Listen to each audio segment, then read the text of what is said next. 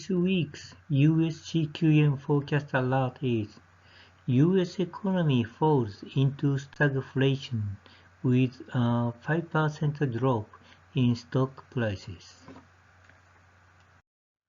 This week we updated the major price indexes of CPI, PPI, and import-export prices in April. As a result, the economic growth rate on both the expenditure and income sides have been revised down by 0.5%. Both sides are forecasting a negative economic growth rate. The GDP price deflator has risen above 9%, and headline inflation has increased to nearly 8%. The core PCE price deflator also exceeded 5%. This is Bidenflation. PCA has lowered its economic growth rate in 2022 Q2 from 1.20% to 0.87%, but PCA does not anticipate negative growth so far. Stock prices have been on a downtrend since early April. The May 1st to 13th average S&P 500 was 4,078.3, 7.1% lower than the April average stock price of 4,391.3.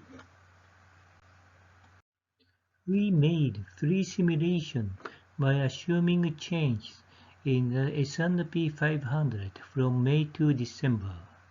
The baseline S&P 500 uses this week's PCA ARIMA forecast with a monthly growth rate of about 0.5%. Sim 1 assumes the stock price does not change. Sim 2 assumes the stock price decreases by 5% every month, and Sim 3 assumes the stock price decreased by 10% every month. You can see that the economic growth rate becomes negative when the stock price drops by 5%.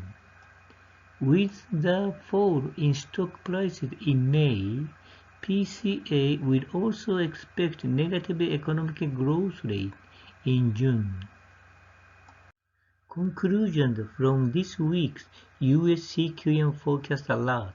First, headline inflation has risen to almost 8%.